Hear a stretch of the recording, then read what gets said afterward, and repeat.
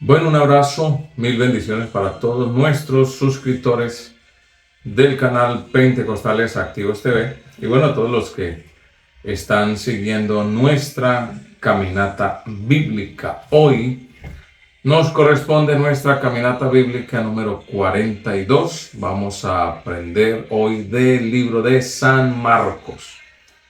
Es el libro número 2 de el Nuevo Testamento. Y nos vamos entonces con nuestra caminata bíblica. San Marcos, Hijo de Dios. Bueno, el autor del libro de San Marcos o del Evangelio de San Marcos fue nombrado por su autor. ¿Recuerdan ustedes que les dejé una tarea? ¿Quién era Marcos? Bueno, algunos investigaron y sí, nos dieron unas muy buenas respuestas acerca de quién era Marcos. Y aquí en esta caminata vamos a mirar y vamos a corroborar la tarea que les dejé. El Evangelio según San Marcos fue nombrado por su autor Marcos. Hay suficiente acuerdo que el libro fue escrito por Juan Marcos. Hechos capítulo 12, verso 25 y capítulo 15, verso 37. ¿Quién vivía en Jerusalén? Según Hechos capítulo 12, verso 12. Recuerdan ustedes que fue el que en un viaje misionero volvió atrás y no siguió con Pablo. Él es el autor de este evangelio. Marcos no era un apóstol, por lo tanto, no fue un testigo ocular de los eventos que él registra, según Hechos capítulo 1, verso 21 y 22. Eusebio, escritor del siglo número 4, dice que Papías, quien escribió allá por el 140 después de Cristo, afirmaba que Marcos fue el intérprete de Pedro. Oído, este dato es importante. Fue intérprete de Pedro, lo cual sugiere que el Evangelio de Marcos es el informe de Pedro acerca de las palabras y las obras de Jesús. Segunda de Pedro 1:15. Todos estos pasajes que les cito, anótelos para que los puedan estudiar en casa. Yo no se los leo y no los escribí completo para no alargarnos mucho en nuestra caminata bíblica de hoy. Recordemos que Marcos estaba con Pedro en Babilonia. Sí, bueno, Roma. Primera de Pedro 5:13. Número 3. Marcos era el hijo de una mujer llamada María, según Hechos 12:12, y el primo de Bernabé, según Colosenses 4:10. Juan era su nombre hebreo, pero nosotros lo conocemos mejor por su nombre romano, Marcos.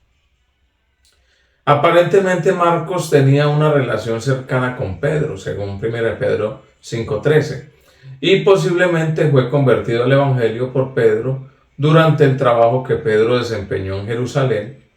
Existe una considerable cantidad de evidencias que muestra a Marcos como el autor de este Evangelio bajo la influencia del apóstol Pedro, llamado también Simón Pedro, o también algunos llaman Cefas.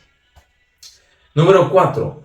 Marcos comenzó con Bernabé y Pablo en su primer viaje misionero, pero se regresó del viaje, lo que le decía hace un momento. Hechos 13:13. Cuando Pablo no estuvo de acuerdo con Bernabé de llevar a Marcos en su segundo viaje misionero, Bernabé tomó a Marcos y se fueron a Chipre, según Hechos capítulo 15, verso 36 al 41. Aparentemente Marcos volvió a ganar la confianza de Pablo, ya que años después él estaba con Pablo en Roma, según Gálatas 4:10 y Filipenses 24. Segunda de Timoteo 4:11 también lo dice. Parece que al principio Pablo no quería perdonarlo, pero parece que al fin ya lo perdonó y volvió su amistad con Marcos. Bueno, fecha de redacción. La fecha es un poco incierta. Algunos dicen que se escribió en el año 60 después de Cristo.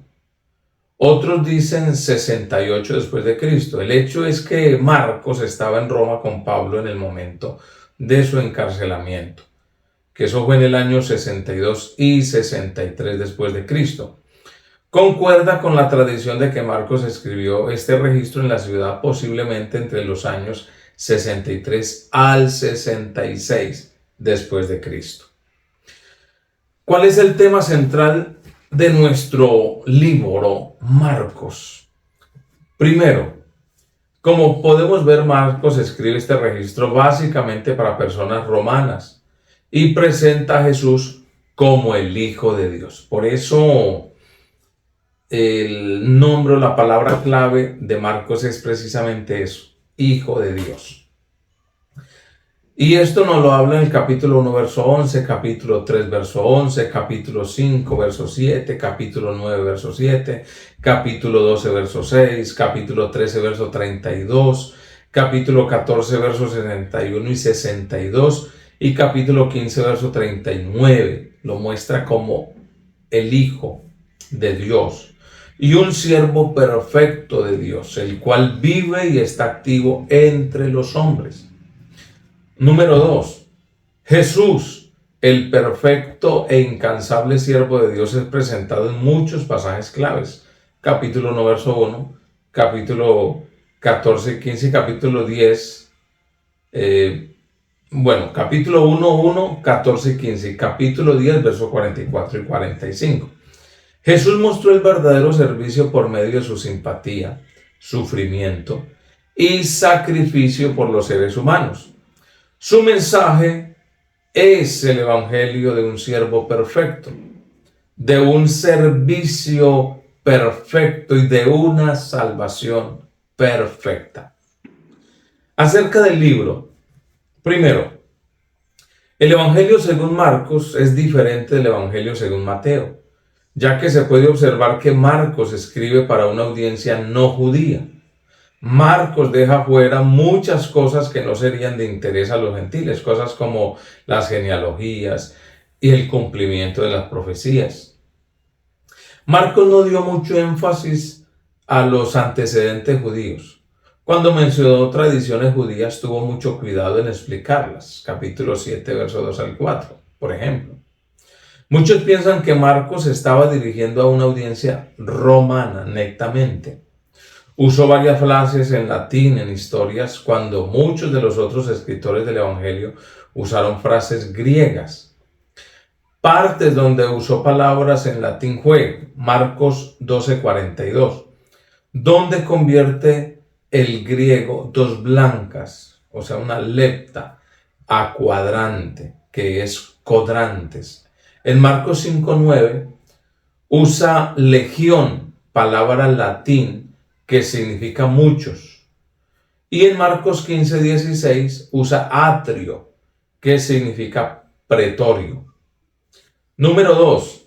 El Evangelio según Mateo enfatiza a Jesús como rey, mientras que Marcos enfatiza a Jesús como siervo. Esto es algo que aprendemos de nuestro Maestro. Número 3. Los últimos 12 versículos del Evangelio según Marcos no se encuentran en los manuscritos importantes más antiguos.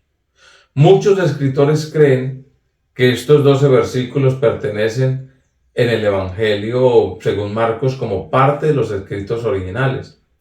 Pero debemos de tener en mente que las enseñanzas de Marcos 16, 9 al 20 se pueden encontrar en otros lugares del Nuevo Testamento y no hay ninguna verdad básica que dependa de estos 12 versículos.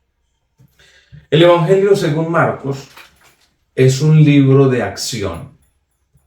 Primero, este Evangelio es un Evangelio de acción, ya que muestra a Jesús no solamente enseñando, sino también haciendo muchas cosas para ayudar a otros.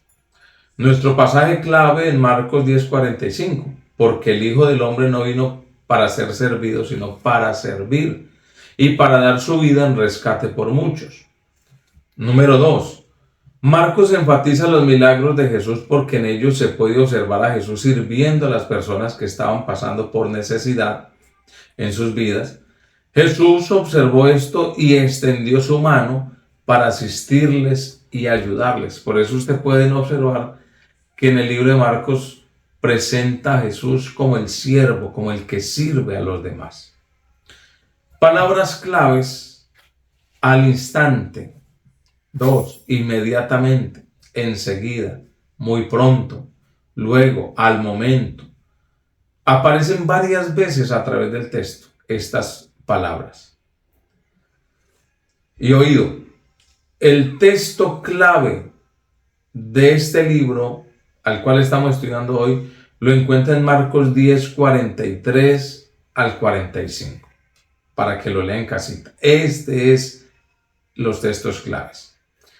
Y el capítulo clave sin duda es el capítulo número 16.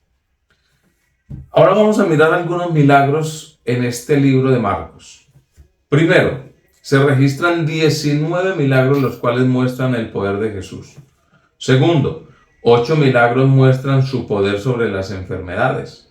Capítulo 1, verso 31 y verso 41. Capítulo 2, verso 3 al 12. Capítulo 3, verso 1 al 5. Capítulo 5, verso 25. Capítulo 7, verso 32. Capítulo 8, verso 23. Y capítulo 10, verso 46. Número 3. 4 milagros muestran su poder sobre los demonios. Capítulo 1, verso 25. Capítulo 5, verso 1 al 13. Capítulo 7, verso 25 al 30. Y capítulo 9, verso 26. Número 5. 2 milagros muestran su poder y victoria sobre la muerte, incluyendo su propia resurrección. Que eso está en capítulo 5, verso 42 y capítulo 16, verso 9. Número 6. Estos milagros tuvieron un impacto tremendo sobre los espectadores. Capítulo 1, verso 27, capítulo 2, verso 12 y capítulo 4, verso 41, 5:33 y 7:37. Y aún los apóstoles se sorprendían con sus milagros. Capítulo 6, versos 50 y 51 y capítulo 10, verso 32. Y el centurión en la cruz dijo de Jesús: verdaderamente este hombre era hijo de Dios. Capítulo 15, verso número 39. Encontramos también varios bosquejos en cuanto a nuestro libro de Marcos. Primer bosquejo: 1. La obra de Juan el Bautista preparando el camino para el ministerio de Cristo, que va del capítulo 1, verso 1 al 13. Número 2. El ministerio de Galilea, siendo Capernaum su cuartel general. Capítulo 1, verso 14 al 9:50. Número 3. El último viaje a Jerusalén, que está en el capítulo 10, verso 1 al 52. Número 4. Últimas escenas de la vida de Cristo, capítulo 11, verso 1 al capítulo 16, verso 8. Y número 5.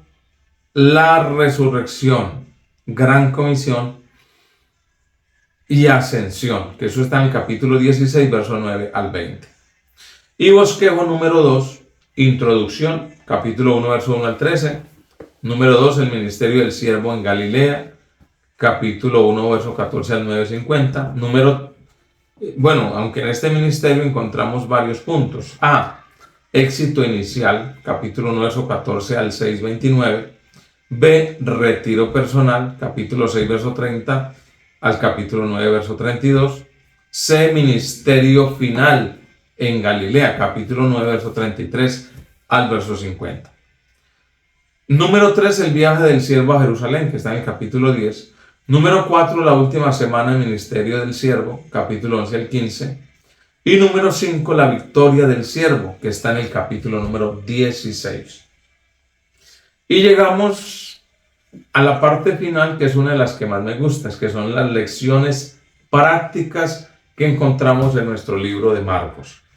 Primera lección práctica: si seguimos a Jesús, Él puede hacernos pescadores de hombres. Capítulo 1, verso 17. Número 2. Jesús nos da un ejemplo de predicar la palabra y no estas cosas. Capítulo 2, verso 2 y verso 13. Número 3. En el capítulo 4 encontramos una buena lección para los que no tienen fe. Necesitamos confiar en Cristo. Capítulo 4, verso 35 al 41. Número 5, nuestra fe puede salvarnos. Capítulo 5, verso 34. Número 6, habrá ocasiones cuando no habrá tiempo para comer porque la obra envuelve mucho trabajo. Eso está en el capítulo 6, verso 31. Número 7, debemos de cuidar nuestro corazón. Capítulo 7, verso 20 al 23. Número 8, el avergonzarnos de Jesús traerá serias consecuencias. Capítulo 8, verso 38. Número 9, debemos de pedirle a Dios que ayude nuestra incredulidad. Capítulo 9, verso 23 y 24. Mire que eso fue lo que hizo el padre de aquel joven endemoniado, que lo tiraba a una hoguera, lo hacía quemar. Los discípulos lo reprendieron y no pudieron. Pero entonces, ¿qué hizo Jesús? Llegó, le dijo, por vuestra poca fe, ¿hasta cuándo os he de soportar? Y entonces el padre de familia llegó y parece que reconoce que él no tenía fe y le dice a Jesús, ayuda mi incredulidad. Número 10. Las riquezas impiden que gocemos de las mejores bendiciones. Capítulo 10, versos 17 al 22. Número 11. Hay que perdonar a los que nos ofenden. Capítulo 11, versos 25 y 26. Número 12. Los mandamientos más importantes. Capítulo 10, verso 30 al 32. Número 13. Debemos de estar alertas para la venida del Hijo de Dios. Es lo que nos dice capítulo 13, verso 33 al 37. Número 14. Traicionar a Jesús trae mucha tristeza. Capítulo 14, verso 66 al 72. La crucifixión de Jesús, número 15, nos muestra su amor para con la humanidad. Oiga, esa es una de las lecciones más grandes. El amor de Dios por la raza humana al morir crucificado. Número 16. Lo que la persona debe de hacer para ser salvo. Pero entre vosotros no es así, sino que cualquiera de vosotros que desee llegar a ser grande será vuestro servidor. Y cualquiera de vosotros que desee ser el primero será el siervo de todos. Porque ni aun el Hijo del Hombre vino para ser servido, sino para servir y para dar su vida en rescate por muchos, lo que dice Marcos 10, 43 al 45. O sea que aquí nos damos cuenta, mis estimados caminantes, que en definitiva este libro de Marcos nos enseña a servir a Dios, a servir a los demás.